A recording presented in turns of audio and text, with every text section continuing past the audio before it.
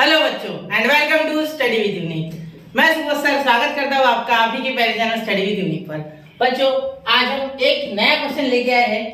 नहीं, हेलो बच्चों, तो और एक क्वेश्चन आज डेफिनेट इंटीग्रेशन का देखने जा रहे हैं। ये भी क्वेश्चन बहुत ही छोटा है, मुश्किल नहीं है, लेकिन यहाँ भी वही फॉर्मूला है जिसपे मैंने आपको पिछले 3 से 4 क्वेश्चन कराए हैं। ठीक है, चलो देखो, यहाँ पे आपको 1 प्लस कॉस एक्स का फॉर्मूला लगाना होगा 2 cos स्क्वायर x बाय 2, और यही अगर माइनस हो तो 1 minus cos x is equal to 2 sin square x by 2।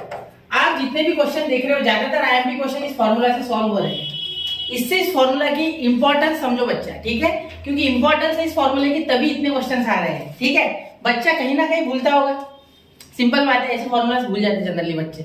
और कभी कभी क्या होता है, इसी फॉर्मूला का उल्टा फॉर्म दे देते, मतलब cos स्क्वायर x बाय 2 दे देते और ये आपको लिखना पड़ता है। तो आपको वहां भी बहुत अच्छे से सोचना है पूरी बात है। ठीक है, चलो उस टाइप का भी क्वेश्चन मैंने कराया है। ठीक है, चलो अब ये करा देता, बहुत ही आसान है। देखो यही से शुरू कर रहा, integration I is equal to integration 0 to pi by 2, lower limit 0 upper limit pi by 2, 1/1 plus cos x dx। ठीक है, चलो अब क्या लिखेंगे, इंटीग्रेशन 0 से लेके पाई बाय 2।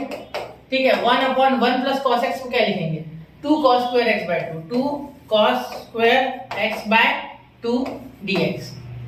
ठीक है, I is equal to integration 0 से लेके पाई बाय 2। ठीक है, यहाँ क्या हो गया, 1/2 तो कांस्टेंट है बाहर, 1/cos स्क्वायर x बाय 2 बेटा sec square x by 2 dx। बिल्कुल, यहाँ तक क्लियर है बात, यहाँ तक कोई दिक्कत नहीं। चलिए अब आगे देखिए। ठीक है, ये मिटा दूं क्या या छोटा कर दूं? चलो छोटा करके इसी साइड में ले लेते। ठीक है, बहुत बार फॉर्मूला बता चुका हुआ।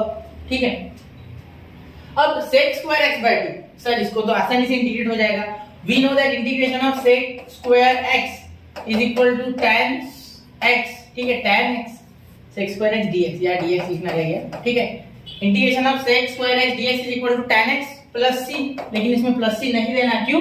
क्योंकि ये डेफिनेट है, हमें पता है कहां से कहां तक है। ठीक है, चलिए तो यहाँ लिखेंगे I is equal to 1/2 integration of sec square x by 2 का हो जाएगा बेटा tan x by 2, tan x by 2। क्या हो गया क्वेश्चन? नहीं, यही गलती करोगे, यही गलती करोगे, लिख लो मुझसे, यही गलती करोगे। एक्चुअली यहाँ x बाय 2 जो है ये खुद एक फंक्शन है अंदर कहीं ना कहीं, तो इसे डिफरेंशिएट करना होगा अपॉन में, मतलब अपॉन में जाओगे tan स्क्वायर x बाय 2 के और d dx of x by 2 करोगे। ठीक है, समझो कि ये ax प्लस b है, मतलब ऐसा फॉर्मूला होता है sec square ax plus b, तो यहाँ लिखते हैं हम tan x अपॉन a, ये प्लस b का तो डिफरेंशिएशन 0 कांस्टेंट है ना, तो ये समझना चाहिए। ठीक है, इसे नोट करो। चलो किया 1 2 3 मिटा रहा हूं, चलो ठीक है। अब यहाँ ऐसे ना लिखते हो, मैं क्या लिखूंगा डायरेक्टली, ध्यान देना, यहाँ लिखूंगा tan x बाय 2, थोड़ा सा ऊपर ले लेता। ठीक है, upon d dx of x by 2, x by 2 का डिफरेंशिएशन क्या हो जाएगा 1/2, क्या हो जाएगा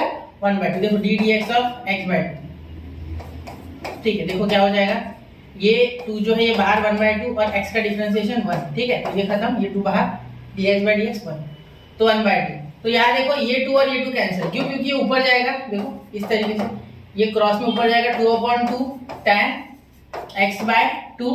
ठीक है, लिमिट लगा देना था हमने यहाँ, कहाँ से कहा था कि 0 से पाई बाय 2। ठीक है, तो अब यहाँ लगा दो 0 से पाई बाय 2। ठीक है, अब यहाँ हो गया खत्म है, तो यहाँ लगा देंगे अब tan पाई बाय 2 अपॉन 2, क्या हो जाएगा पाई अपॉन 2 2 जा 4, ये मल्टीप्लाई होता है, पता है ना ये ऐसे, क्योंकि क्या हो गया पाई बाय 2 अपॉन 2 जब था तो वो उल्टा होके 1/2 बन गया, क्योंकि 2/1 रेसिप्रोकेट होके 1/2, 2 2 4 और ये पाई। ठीक है, तो पाई बाय 4 यहाँ लिखेंगे। ठीक है, तो tan pi by 4 minus upper minus lower, तो देखो upper limit minus lower limit, तो 0/2 तो 0 होता है बेटा, तो tan 0, तो आपका आंसर क्या आ गया, tan pi by 4 is what 1, तो 1 माइनस 0, तो आंसर क्या आया 1, मतलब आपका इस पूरे इंटीग्रेशन का आंसर आया 1। क्या आया 1, तो ये इक्वल टू क्या है बेटा 1, तो ये आपका फाइनल आंसर है। ठीक है इसका।